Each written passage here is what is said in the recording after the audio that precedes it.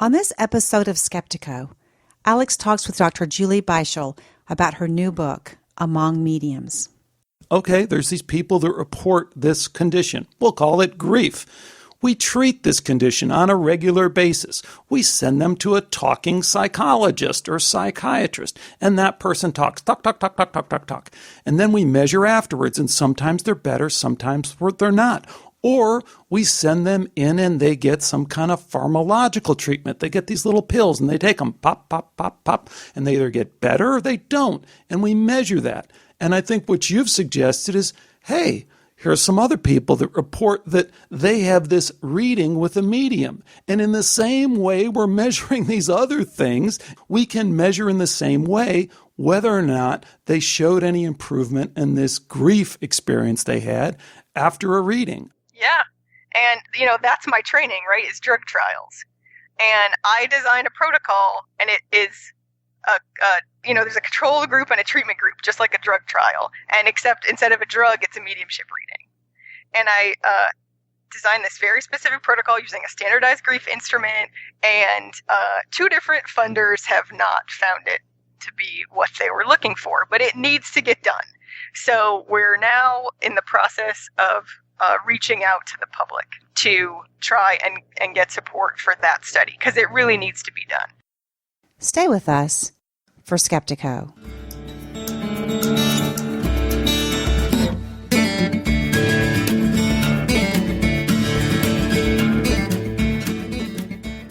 Welcome to Skeptiko, where we explore controversial science with leading researchers, thinkers, and their critics. I'm your host, Alex Tsakiris, and on this episode of Skeptiko, we're going to look at mediums and medium communication research. The best person to do that with, as far as I know, is Dr. Julie Beischel from the Windbridge Institute, who we've had on previously. She has a new book that you're going to hear about titled Among Mediums.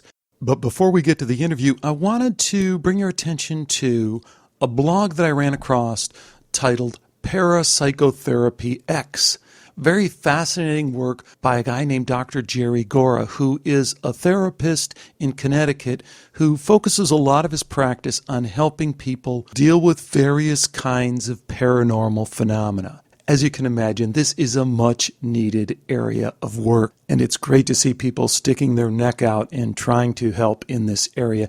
And the other reason to mention Dr. Gora is he really does have an excellent blog. I've enjoyed reading it, and I asked him to prepare a short introduction to himself and his blog, and here it is.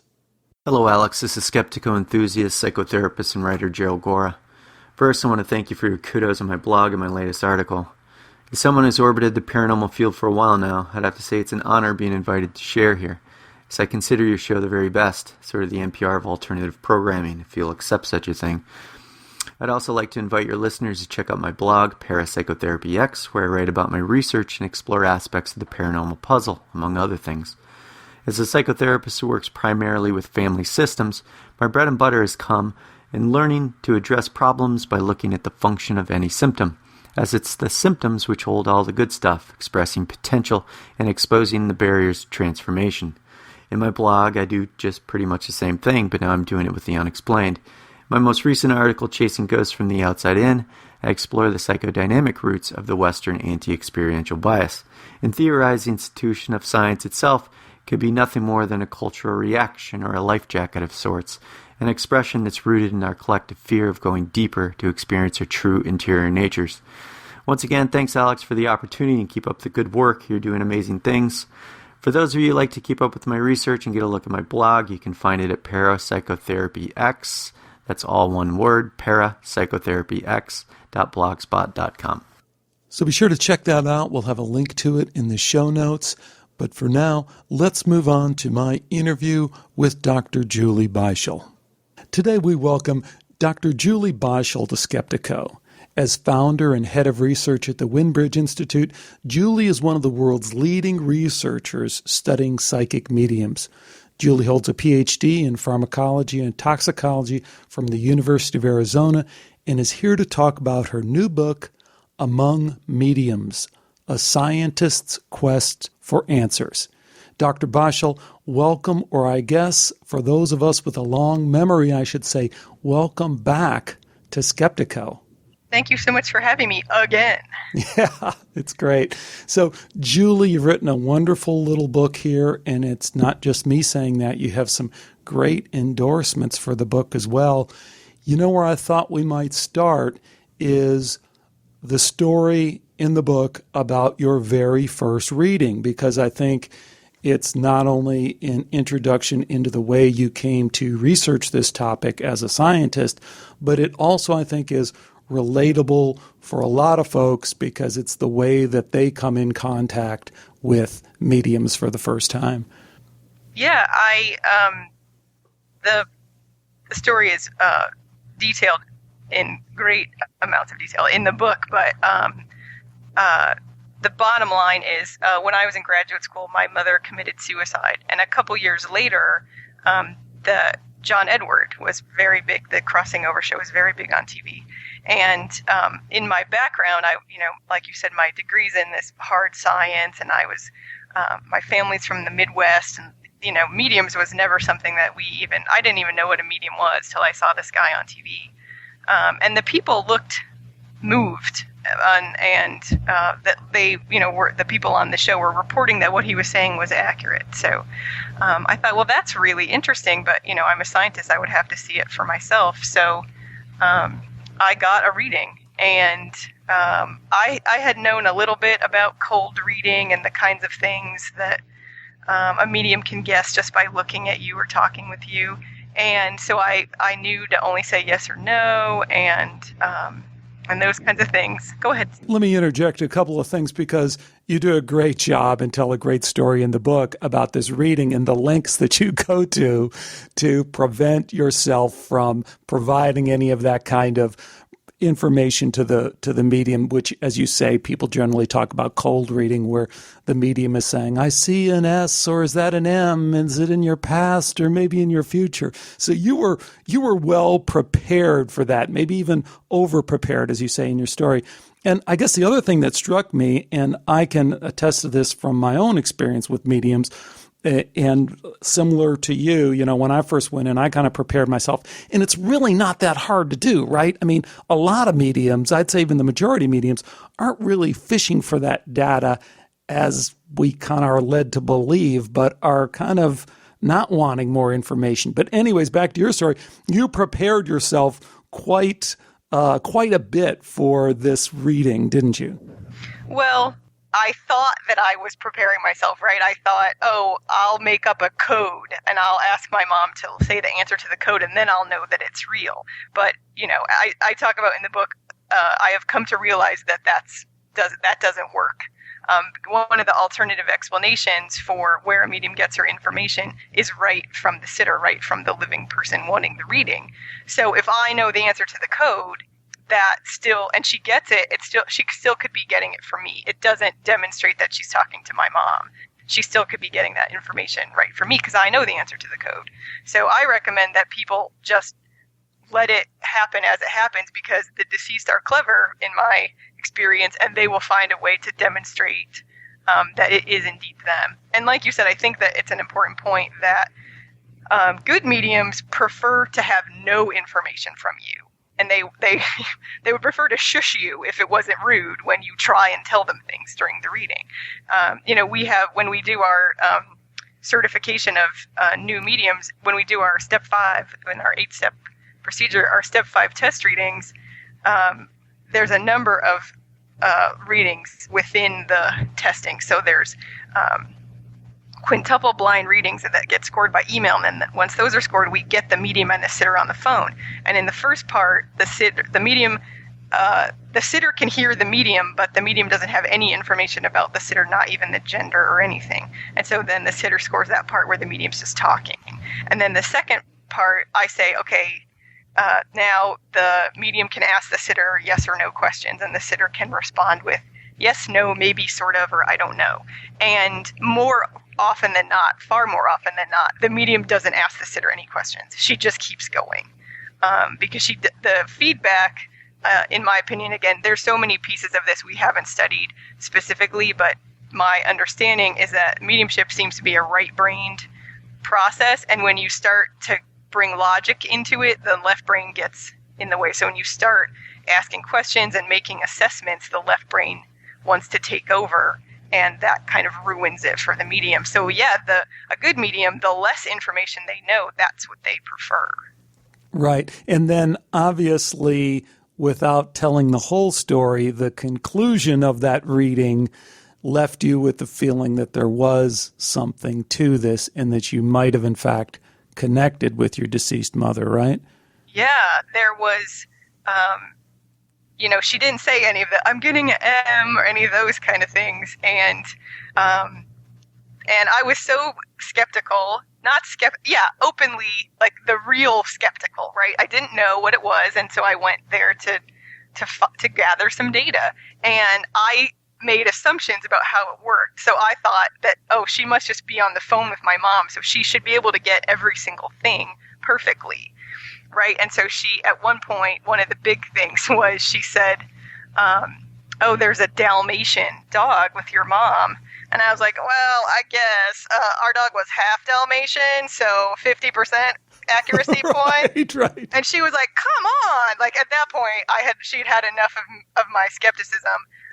But, if my mom was going to show her, like, talk about our dog, that's unique.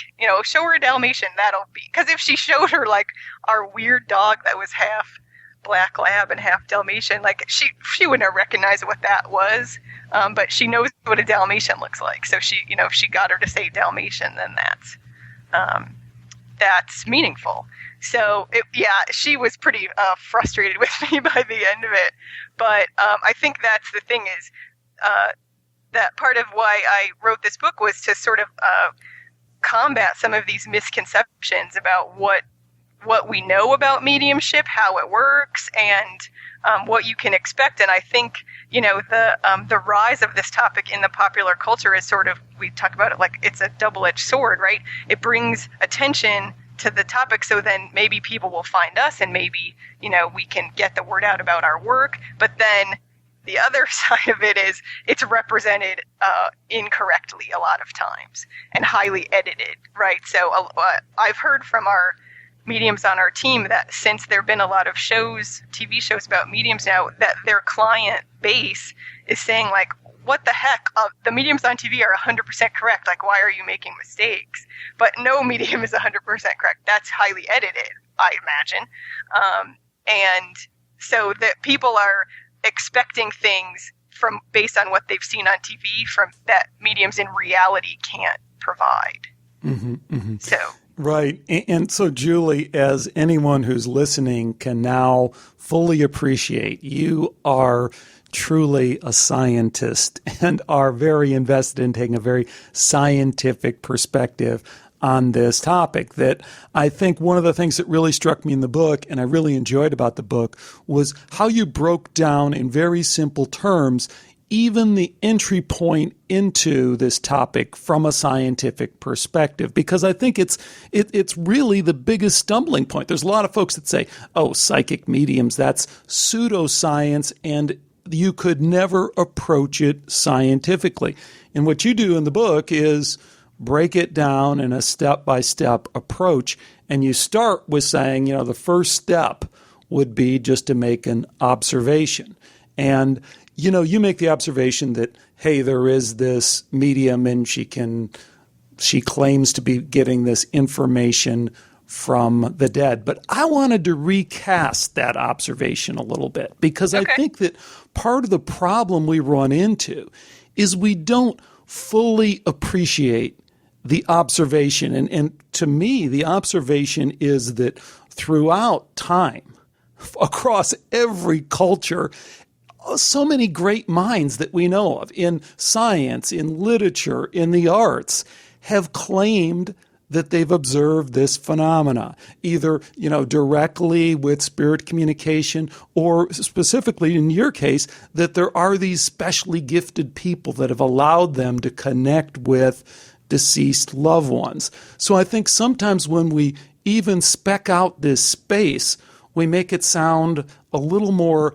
humble than we should be in terms of saying, the counter to this, that this is not what we've observed, that this hasn't happened thousands and thousands of times with the people we respect most, is really kind of it's kind of absurd to even suggest that we shouldn't look at this seriously, given the large amount of observations we've had of this phenomena. Do you have any thoughts on that in particular? That's a really good point, right? Yeah, the observation is this didn't happen this one time. This happened millions of times.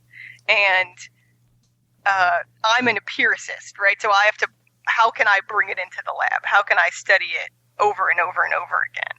And so that's the way that I took it. And it's really just the proper word would be ignorant to say that science is incapable of addressing something, anything. Science is a tool, and it's a process. So if you have a topic and you can make an observation, that you can apply the scientific method to it. So I think that's just, it's not understanding what the scientific method is to say that you can't use it to study X, Y, or Z. I think one of the things you go on, and I really like this. So you talk about the scientific method and you break it down. Step one is observation. In this case, we observe this phenomena. And then you say step two is really a tricky part in this particular case of psychic medium or mediumistic communication with the deceased. And that's that we want to jump to a question that may be going too far. And in your case, you say, we don't really want to start with the question that these mediums are talking with the dead, right? How do you formulate? That's too far ahead, right? Like, so we have to back up and say, at the very base of it, what can we ask? And that would be, are they reporting accurate and specific information about the deceased? Once we establish that, then we can start over with a new hypothesis of if the answer is yes to that question, yes, they are getting accurate and specific information about the deceased, and we've eliminated all other explanations, then we can go to the thing, okay, where are they getting this information? If it isn't through any normal means, then our hypothesis is they're talking to the dead, or they're getting it from the sitter, telepathically, or that sort of thing. But yeah, you can't start at they're talking to the dead. I mean, you can. I think as you point out. You could, but I'd like to see the design of that protocol, yeah. That's right. And I think that also is where the skeptics, and I don't just mean the professional skeptics, but the scoffers as well, and the people who have a strong vested interest not to even go there, which is what really is behind this. They want to frame things differently so that it creates a question that can't really be answered scientifically. And what I think you do a wonderful job in the book is saying, when I first heard that, I go, wow, that's really a good point, because anyone can look at it and say, yeah, that does seem to be a question that we could scientifically ask and answer. And that is, here's a person who says she's able to get this information. Is she able to get specific and accurate information? We ought to be able to do that. Yeah, we can test true or false, right, if what she's saying is true. And I think a really important piece of that is the only person that can gauge whether what the medium is saying is accurate is the sitter, right? Even if you sat down with a sitter for 2 weeks, 24 hours a day, and had them tell you everything they knew about this dead person that they were going to get the medium to talk to, and then the reading happened, and you had all this information, without fail, there would be something that the sitter had forgotten or whatever. The only person that can make sense of the reading is the sitter. It's intended for the sitter. It's communication between two people who had a relationship. A third party can't determine what's important or not. And that's why I have not included in the book any transcripts of readings, because the only person that can gauge whether those things are indeed accurate and important is the sitter. Someone else may say, oh, well, a lot of people have Dalmatians. Well, that doesn't matter. It's important to me and my mom. And we didn't have any other kind of dog. We didn't. So that's totally unique. She didn't mention any other kind of dog. And so I think that's a point that, a lot of times we get a lot of emails from people saying, why don't you post the transcripts? And then we could see if they were good mediums. No, you couldn't, because they aren't your readings. The only person that can gauge whether a reading is meaningful and accurate is the sitter. Good point. And I think it's another area where people who are really inclined to disbelieve this, the professional skeptics, professional scoffer types, kind of want to jump in there.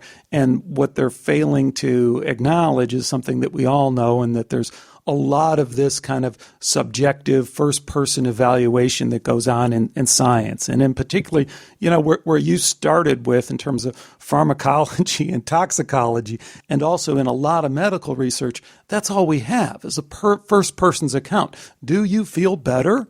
Are you less depressed? Is there still pain? Yeah. Exactly. So this idea that, first-person subjective experience isn't something we can measure is just silly at face value, but it's just more of the game that we have to play when we talk about communication with the dead. Then immediately everyone wants to tense up and say, no, you can't go there, you can't do that. Yeah, and that's a really important point, is that, the science is a list of steps. The scientific method is. And people forget that the thing performing the steps is a human being, and lots of scientists like to think that they can remain objective to what they're studying, but they can't. And because you're a person and you have a human brain, you will always have biases and you will always have assumptions. And so the best you can do is address your assumptions and to recognize your assumptions. And so a lot of times, there have been papers published in peer-reviewed journals where scientists got negative results from mediums, but there were a lot of assumptions like, okay, well, if I put them in this box and I make them do this thing that I think they should be able to do, and then they can't do it, then I will have disproven that mediums are real. And that's just silly. And I make a big point of that in my book, that there are two pieces of a good experiment, and this doesn't just apply to mediumship. It's, any of these sort of anomalous phenomena need these pieces in an experiment, and that's optimal environment and maximum controls. So you want to study the thing as it exists in nature, right? So we can't put the medium and give her a famous person's name and say, tell me things about the famous person. Like, she doesn't know the famous person. Like, the famous person's loved ones aren't with her. They're not wanting the reading. She can't just reach out into the ether and get any information she wants. The process is people come to her and they want to hear from their loved ones who have died, and she provides that information. So you have to study that. You have to study what the thing is. Now, look, go back and tell us, because we don't want to skip over that, because it's a real important point that you make. And I love the analogy you give in the book. You say, no more could you study a medium in an unnatural way than you could study an acorn by putting it on a lab table and saying, grow, come on, what's wrong with you? Right, and then calling it a fraud when it couldn't grow. Right, and in this case, though, how do we determine what is this natural, because it sounds a little bit fuzzy when we say the natural mediumistic kind of environment. Well, how do we get there? So these, the mediums we work with are professional, full-time mediums. This is what they do for a living. And so they have a way that they do what they do. And a lot of times it involves a sitter calling them on the phone or vice versa, and they have some kind of nugget of information. Sometimes some of them prefer to know the relationship. Some want to know the first name of the deceased person. Sometimes just the sitter being on the phone is enough of the nugget. Then they provide the information about that person. And so we have to mimic that situation, because that's what they do in real life.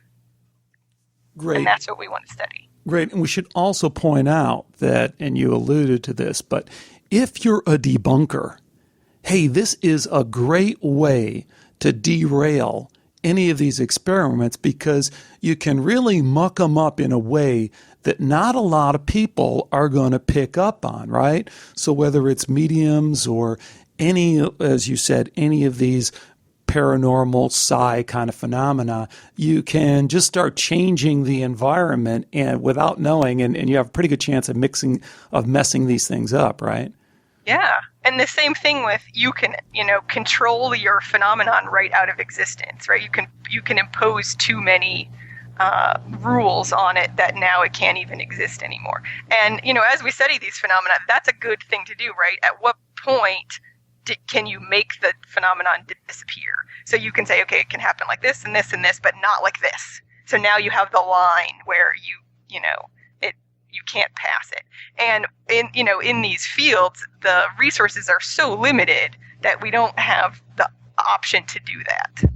So I have to just optimize it the best I can while controlling for all the other explanations for where the information could come from. So again, optimal environment, maximum controls. Right. So we should touch on maybe just a little bit more the kind of controls that you impose, since you have, I guess, we could say you've written the book on it, or you've written the paper on it in contemporary methods used in laboratory-based medium research, a paper that many people cite who are familiar with this kind of research as kind of the gold standard for this kind of research. What were you really looking for in terms of the most important kinds of controls to impose on these experiments? Well, we wanted to eliminate all of the explanations that, because once the information is accurate and specific, she did a background check on you. That's where she got all the information. So we have to eliminate all the things that you could say, yeah, but it's just blank. So we have to eliminate all those blanks that it could be. And so cold reading is the big one. So fishing for information, right, where they're getting feedback. Or they just, Lloyd Auerbach pointed this out to me, that another kind of cold reading that people sometimes forget about is just information so general it could apply to almost anyone. So that's a type of cold reading as well. So to eliminate that, we don't let the medium and the sitter anywhere near each other. And most of them, and we don't let any mediums near me either. Our mediums are all over the country, and I've never even been in the same room as probably about half of them. So all our readings take place over the phone, and it's just the medium and I on the phone, and we only have the first name of a deceased person. That's all we have. And then during the reading, I ask the medium specific questions. Tell me what the deceased person looked like, describe their personality, what were their interests, how did they die? All information that you don't know, right, Julie? No, I don't. All I have is the first name. I don't know anything about the sitter or the deceased person beyond the deceased person's first name. So these controls are way beyond what any reasonable person would ask for in terms of really looking at this phenomena in an open way. I mean, there's not a lot of opportunity for any information exchange other than by some kind of anomalous means that we don't understand. And of course, that, I guess, is your result, your bottom line, your conclusion, right? That there must be some other means of this anomalous communication, right? Yeah, we feel, quite statistically confident that this data demonstrate that what we call anomalous information reception. So they're reporting accurate and specific information about the deceased that they couldn't have got through normal means, without any feedback, without any prior knowledge, and without using fraud or deception. So let's talk for a minute about, I guess, where we go with this research, what this research means, what are the implications for this research. And I guess the starting point for that is possible explanations. And I gotta say, I was a little disappointed to hear you say that there are 3 possible explanations and they're kind of neck and neck, and you included super psi as a possible explanation. Oh, that's hard for me. Just completed an interview with Chris Carter on his new book on the afterlife, and we had a good conversation about just what a weak explanation that is in terms of really addressing a large amount of the data that we have back. It just doesn't seem to cover it in any significant way, but I've already laid out my prejudice there, but tell me about the possible explanations that you see and how you would evaluate those possibilities. So, I had to include that, right? Because historically, that's the big explanation. But yeah, at the bottom line is that's a thought experiment, right? It was never intended as an actual explanation for the information. It's just sort of, hey, what if it was this? It's not, it's just a thought experiment. It's it's not a falsifiable hypothesis. It's not a scientific explanation. So I just included it there because historically that's the alternative explanation. And we should back up. We should back up for a minute because I jumped ahead of the game. Tell folks, walk them through in somewhat basic terms what the possible explanations are for what you've observed. For anomalous information reception. Exactly. So we put it sort of into two schools of thought. One we call somatic psi. So somatic means, right, soma means body. So that explanation includes that the medium is accessing the body of information stored in the universe. So the Akashic field, or, however you want to think of that. So they're not talking to the dead, they're just accessing this body of information. Or we include in that the living people. They're accessing information telepathically from living people. So we call that somatic psi. And then the second is called survival psi. So because in any case, they're using some kind of psi, right? Because it's anomalous information transfer. So in survival psi, the explanation states that the medium is communicating with the survived consciousness of a once living person who the consciousness has continued to exist after the physical death of the body. So that's the communication is called survival psi. And then sort of this, they're using any other kind of psi ability, but no dead people are involved. We call that somatic psi. Great. And then at the end of the book, you come around to saying the deeper philosophical, spiritual implications for this, which I think we're creeping up to when we talk about explanations. And this is another area that I thought was really, really fascinating. And I think a lot of folks would be quite surprised at your conclusions, because one part of that conclusion is this, from your book, Among Mediums. I don't think, however, this principle necessitates a grander spiritual reality. Tell us why you think your research doesn't support the idea of a grander spiritual reality. That's going to cheese some people off, isn't it? And it doesn't not support it. I want to make that clear. It neither refutes nor defends.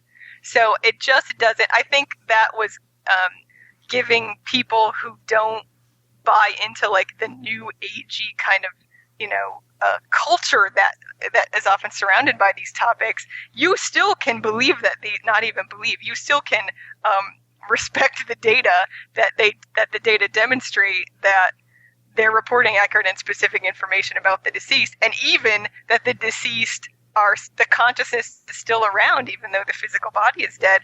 You can skip behind all that without needing to believe in God or heaven or things like that. Like consciousness may just have a characteristic of being able to live outside the body. That may just simply be a characteristic of consciousness. It doesn't necessitate God or those heaven or these other things that words that make some people uncomfortable. So I just wanted to make that point. See, I don't quite agree with that. And I think it's interesting to explore that, because I think that statement in a way betrays some of the spirit of the initial question, the initial observation. I just heard the other day this quote from Nobel Prize author and philosopher Albert Camus, and who once said, there's really only one serious philosophical question, and that is suicide. So I think what he's saying is that, if life really is meaningless, if we are these mere biological robots, then suicide is the only viable way out of this absurdity that we kind of find ourselves in, because there is no meaning. There is no meaning to any of this. And even if we try and pin it on our kids, or we're just leaving them a meaningless existence. We're just passing that along. And I think we could rework that statement and scientifically and say there's only one real serious scientific question, and that is God. And even though we can be uncomfortable with that, and I know a lot of people are really uncomfortable with that, I don't care how you want to put it. I mean, you want to say there's only one real scientific question. It's, are we biological robots? There's only one serious scientific question. Does the mind equal brain? I think that it's the same thing of saying, is there consciousness, and is that consciousness somehow meaningful? Is there meaning behind it? Because I think if there is, then I think that the scales tip way on the side of the God equation, even though we can be really uncomfortable with that. That's really kind of where those implications go. And I just go back to that very first part of the scientific method where we say, hey, we have this observation. Thousands of the greatest minds throughout history have said survival. And now we come back and we say, we look at your data and we say, your data of that question is confirming. Yes, it does suggest we are more, mind doesn't equal brain. So in my mind, if we're really going to be honest, what it suggests is more evidence tipping on the scale of God. And even if you don't like that, that's kind of my term. Why do we want to try and play this balancing act and say, well, it could be, it couldn't be? Do we really need to go there? Is that really scientific? Oh, here we go. So first, that's not my job, right? My job is to test empirically this phenomenon of mediumship.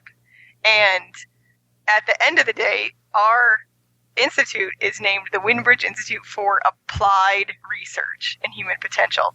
So at the end of the day, we don't really care what's happening, but how can it help people? And how can we use it? So that is really my main focus. So I will leave it to the philosophers to have this discussion.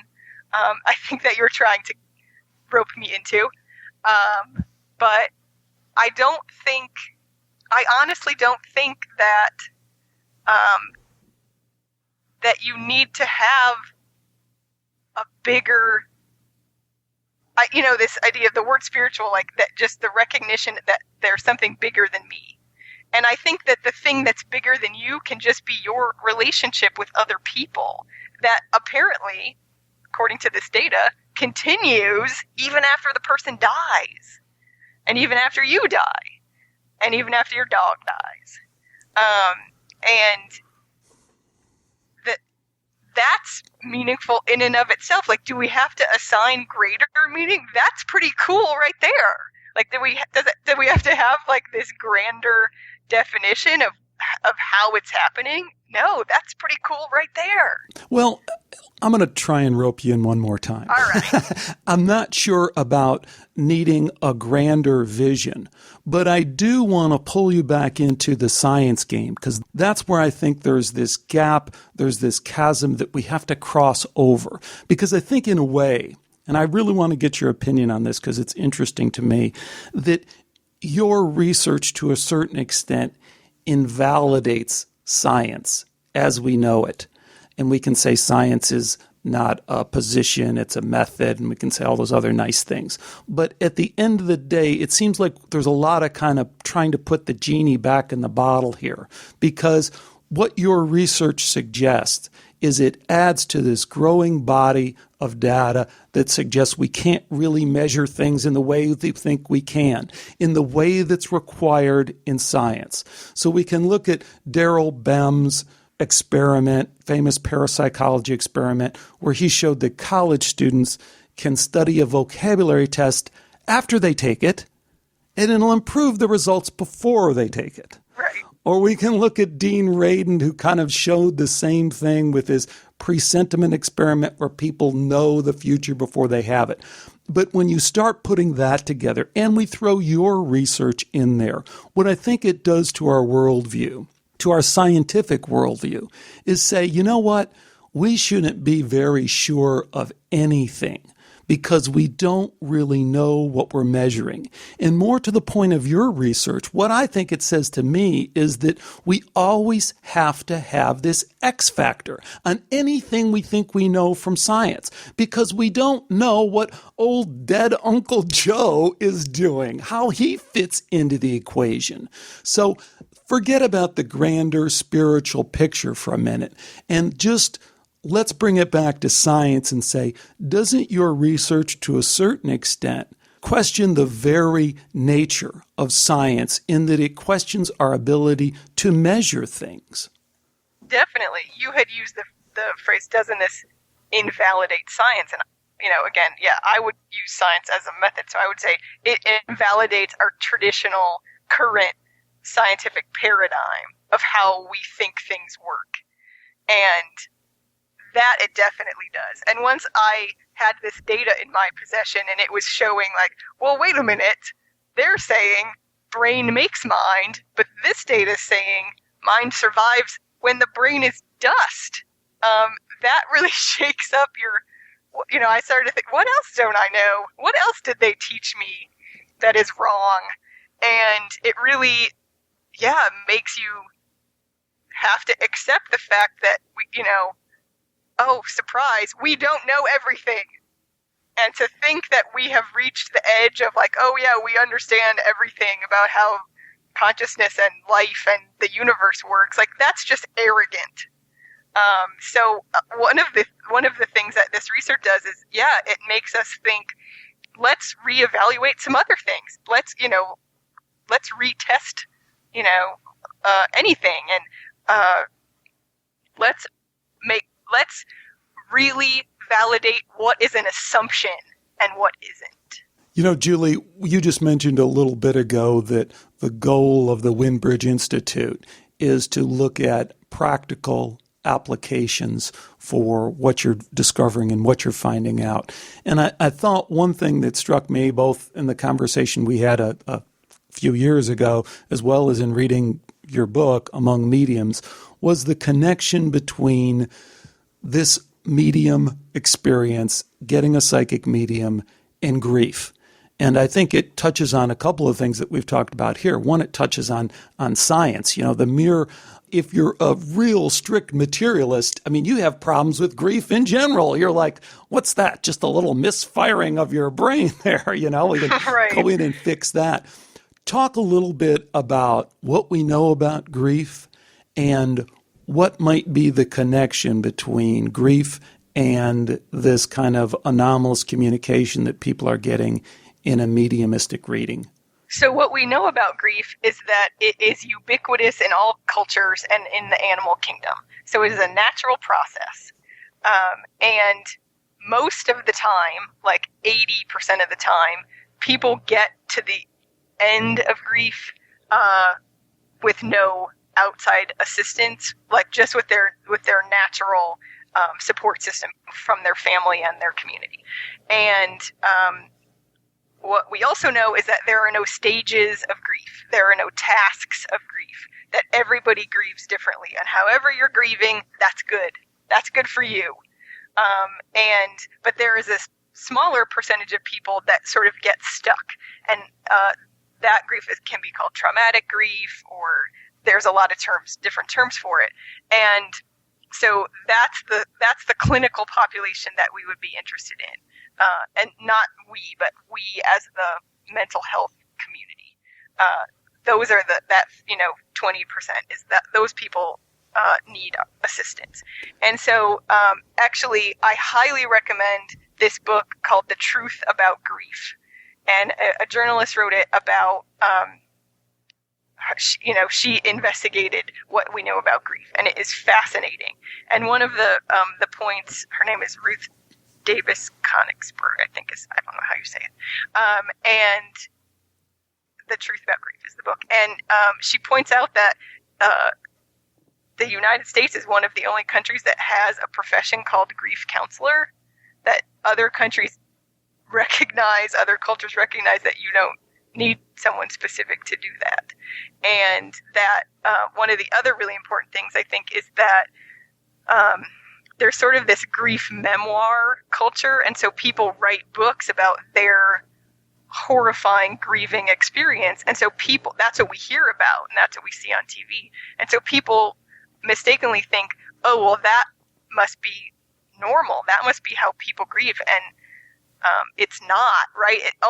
If you just have a natural grief process, if you're in the 80%, you don't write a book, you don't go on TV. So people mistakenly think that these really detrimental, horrible grieving experiences are the norm, but they're not. So that's the big piece right there. But again, we're this 20% needs assistance. And Julie, let me just interject, because back to our we're taking these very deep, personally meaningful topics here, and we're looking at them very stark, scientific, clinical, and that's great, because I think that helps us get some distance from it. But on this issue of grief, if we look at it that way, as you have, it really breaks down pretty nicely scientifically. Okay, there's these people that report this condition. We'll call it grief.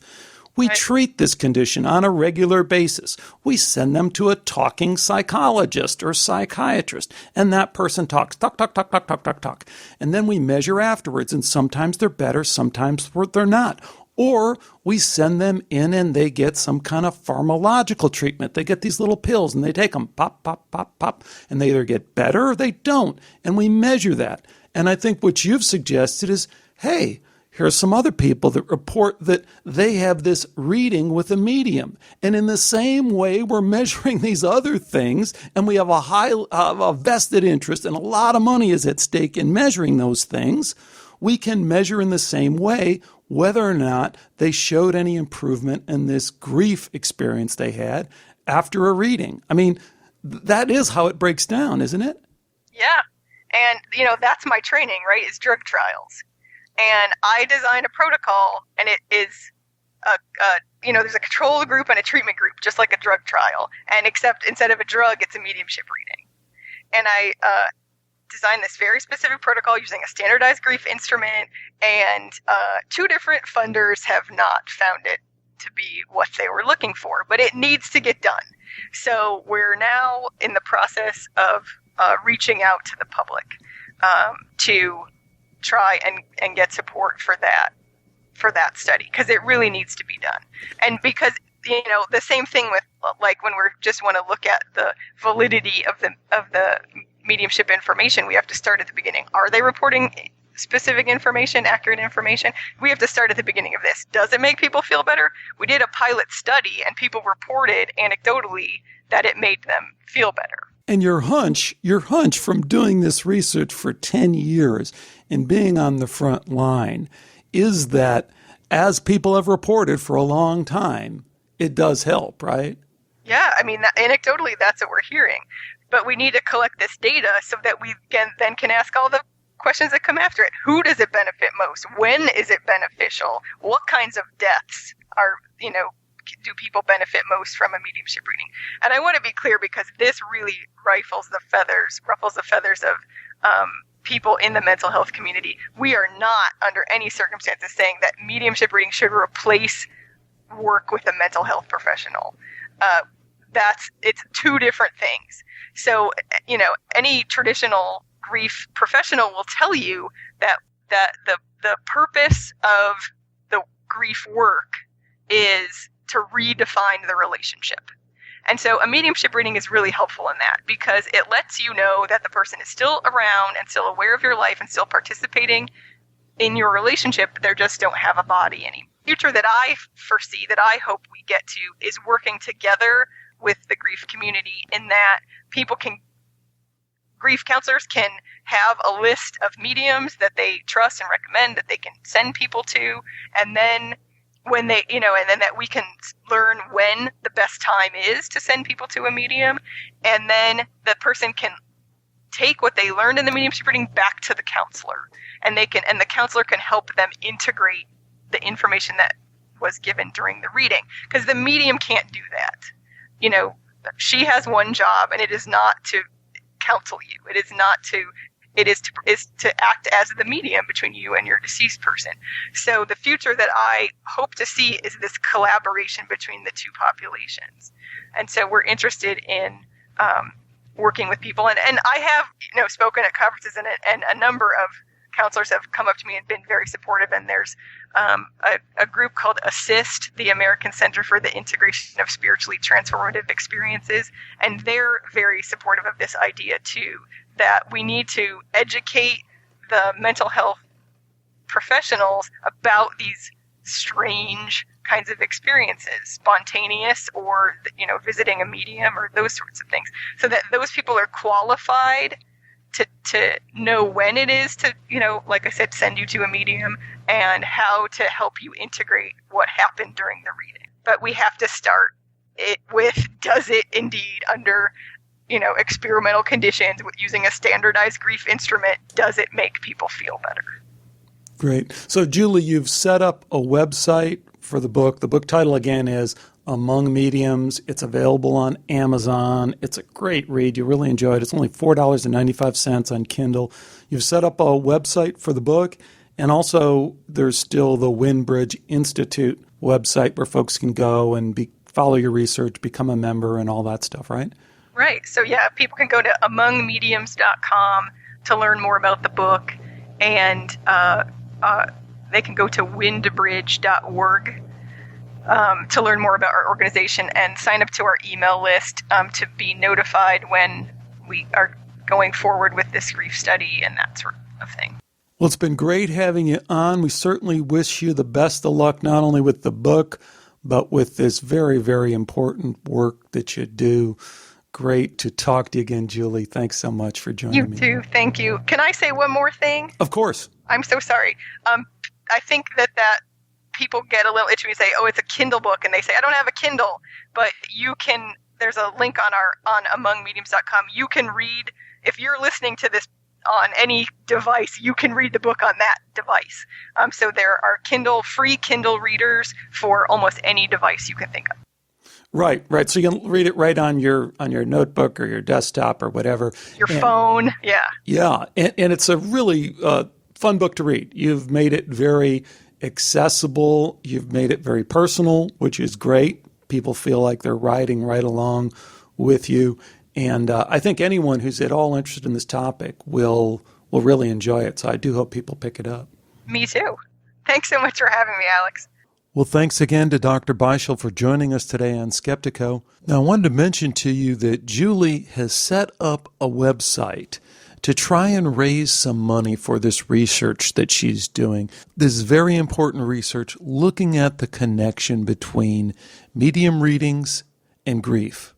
The website is afterlifescience.com. Check that out. Go over there. If you have the financial ability, see if you can lend a hand to Julie to get some of this important research done. I'll have a link up in the show notes. Now, let me tee up a couple of questions from this episode. And they're both related to this question of grief and medium readings. So the first question would be, do you think it's legitimate? Do you think it's worthy from a scientific perspective to study whether or not medium readings are efficacious in relieving grief? Is this a worthy science question? And how would you frame such a question? I think that was an interesting part of the dialogue with Julie, is how she claims that these topics, which are often looked at as pseudoscience, are really very scientific if you frame them in the right way. And the second question, related, would be, what are the implications of her findings, which are at this point preliminary, but if they panned out, and let's say there was this provable connection between medium readings relieving grief for people, what would that mean to us from a scientific perspective? I mean, the implications seem to go way beyond grief. They seem to get right at the heart of these issues that we talk so much about in terms of fundamentally whether we are a biological robot, whether mind equals brain, or whether we are something more. Is this paradigm-busting research? I'll look forward to your thoughts on that. And of course, the place to do that is at the Skeptiko website, Skeptiko. From there, you can link on over to our forums and join the conversation there, or leave a comment right on the website. Of course, you can also reach me on Facebook or through email, also through the website. And while you're there, you can check out all of our over 200 previous episodes of Skeptiko. We'll have a number of interesting shows coming up. We're going to look back at medium research of 100 years ago with Michael Tim, and look at a fascinating new book from Dr. Julia Asante. So stay with us for all of that. I do appreciate you joining me for these shows, for the community that we create, and for the connections that I've made through these shows. So again, thanks for joining me on Skeptiko. Until next time, take care and bye for now.